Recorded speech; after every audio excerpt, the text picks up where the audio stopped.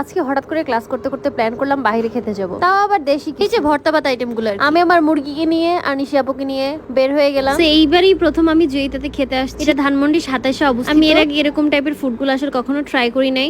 So আমার জন্য এরকম খোলা জায়গায় গিয়ে ভর্তা ভাত খাওয়ার এক্সপিরিয়েন্সটা অন্যরকম। সো নিশি আপুর প্রথমে হচ্ছে গিয়ে প্রত্যেকটা দোকানে গিয়ে আইটেম গুলা দেখতেছিল, আশেপাশে ঘুরে ঘুরে পুরো এরিয়াটা দেখতেছিলাম আর সবগুলা স্ন্যাপ নিতেছিলাম। আমার সবচেয়ে ফেভারিট জোন হচ্ছে ডেজার্ট জোন, যেখানে অনেক বেশি মিষ্টি পাওয়া যায়। আমি এই পাশে গিয়ে অনেকগুলো ক্লিপ নিতেছিলাম। সো ওরা যা অর্ডার দিছে আমি ওইদিকে যাই। এটা হচ্ছে আমার সুইট লাভলি নিশি আপু, সে খুবই আপসেট। যাই হোক আমাদের সাথে থাকতে থাকতে তার মনও ঠিক হয়ে গেছে।